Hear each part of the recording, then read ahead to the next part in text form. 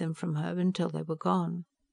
Which was not what he had considered at all important on leaving Walter Reed Hospital early this morning, which was something he found distasteful, something he felt beneath them both. And at the same time he began to understand that there would be many things, previously beneath them both, which would have to be considered. She had changed, Ralphie had changed, all the people he knew had probably changed, because they thought he had changed. He was tired of thinking. He lay down and closed his eyes.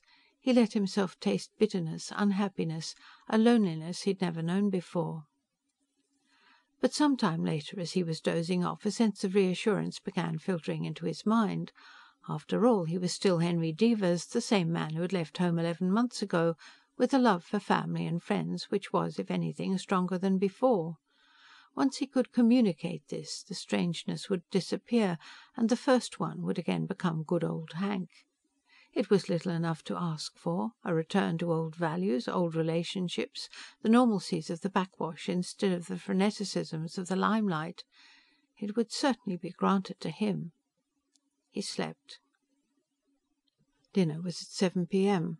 His mother came, his Uncle Joe and Aunt Lucille came. Together with Edith, Ralphie and himself they made 6, and ate in the dining room at the big table. Before he'd become the first one, it would have been a noisy affair. His family had never been noted for a lack of ebullience, a lack of talkativeness, and Ralphie had always chosen mealtimes, especially with company present, to describe everything and anything that had happened to him during the day. And Edith herself had always chatted, especially with his mother, although they didn't agree about much. Still, it had been good-natured, the general tone of their lives had been good-natured. This wasn't good-natured. Exactly what it was, he wasn't sure. Stiff was perhaps the word. They began with grapefruit, Edith and Mother serving quickly, efficiently from the kitchen, then sitting down at the table. He looked at Mother as he raised his first spoonful of chilled fruit and said, "Younger than ever." It was nothing new, he'd said it many times before, but his mother had always reacted with a bright smile and a quip, something like, "Young for the golden age, Centre, you mean?" This time she burst into tears. It shocked him. But what shocked him even more was the fact that no one looked up, commented, made any attempt to comfort her, no one indicated in any way that a woman was sobbing at the table. He was sitting directly across from Mother, and reached out and touched her left hand, which lay limply beside the silverware. She didn't move it. She hadn't touched him once beyond that first quick, strangely cool embrace at the door. Then a few seconds later she withdrew it and let it drop out of sight. So there he was, Henry Devers, at home with the family.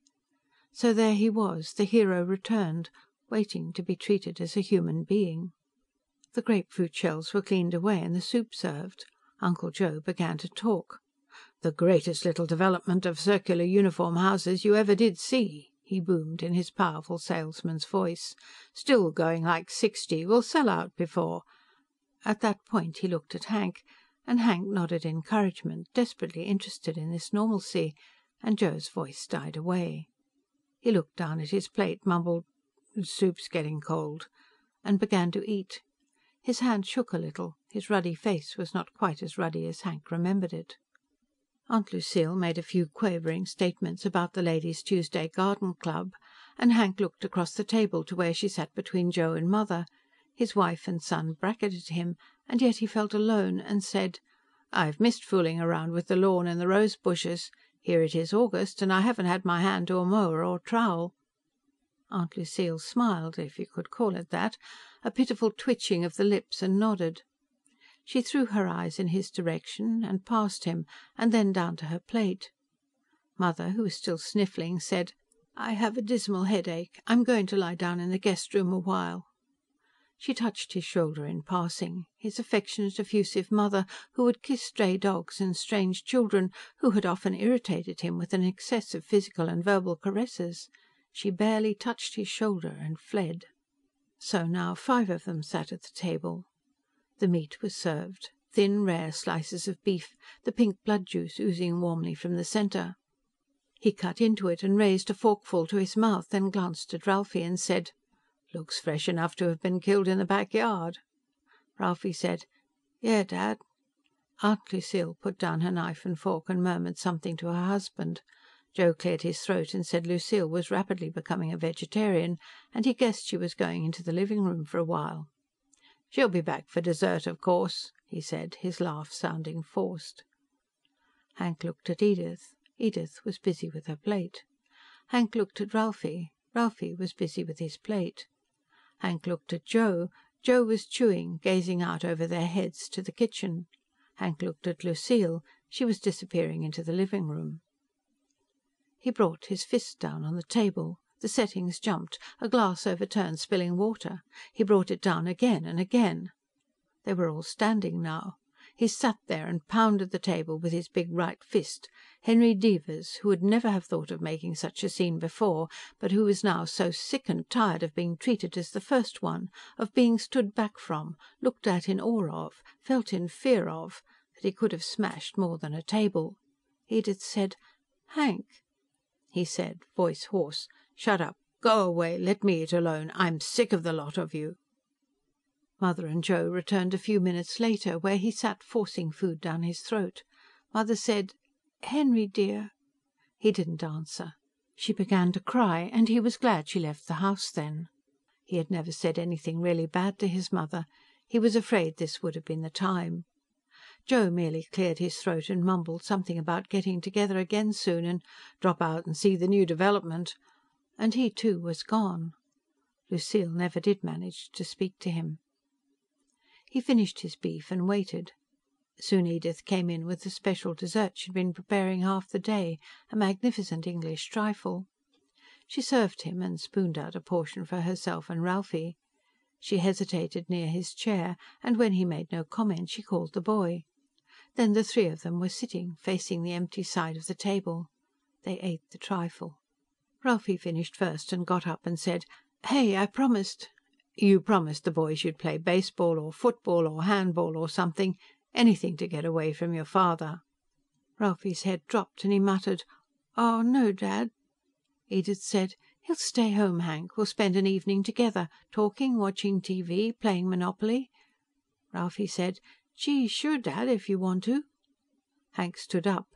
"The question is not whether I want to. You both know I want to. The question is whether you want to." They answered together that of course they wanted to. But their eyes, his wife's and son's eyes, could not meet his, and so he said he was going to his room because he was after all very tired, and would in all probability continue to be very tired for a long, long time, and that they shouldn't count on him for normal social life. He fell asleep quickly, lying there in his clothes. But he didn't sleep long. Edith shook him and he opened his eyes to a lighted room. "Phil and Rhona are here." He blinked at her. She smiled, and it seemed her old smile. "They're so anxious to see you, Hank. I could barely keep Phil from coming up and waking you himself. They want to go out and do the town. Please, Hank, say you will." He sat up. "Phil," he muttered. "Phil and Rhona." They'd had wonderful times together from grammar school on. Phil and Rhona, their oldest and closest friends. Perhaps this would begin his real homecoming. Do the town? They'd paint it and then tear it down. It didn't turn out that way. He was disappointed, but then again he'd also expected it. This entire first day at home had conditioned him to expect nothing good. They went to the bowling alleys, and Phil sounded very much the way he always had. Soft-spoken and full of laughter and full of jokes. He patted Edith on the head the way he always had, and clapped Hank on the shoulder. But not the way he always had, so much more gently, almost remotely, and insisted they all drink more than was good for them, as he always had. And for once Hank was ready to go along on the drinking; for once he matched Phil shot for shot, beer for beer. They didn't bowl very long. At 10 o'clock they crossed the road to Manfred's Tavern, where Phil and the girls ordered sandwiches and coffee, and Hank went right on drinking. Edith said something to him, but he merely smiled and waved his hand, and gulped another ounce of Nirvana. There was dancing to a jukebox in Manfred's Tavern. He'd been there many times before, and he was sure several of the couples recognized him. But except for a few abortive glances in his direction, it was as if he were a stranger in a city halfway around the world. At midnight he was still drinking. The others wanted to leave, but he said, "I haven't danced with my girl Rhona." His tongue was thick, his mind was blurred, And yet he could read the strange expression on her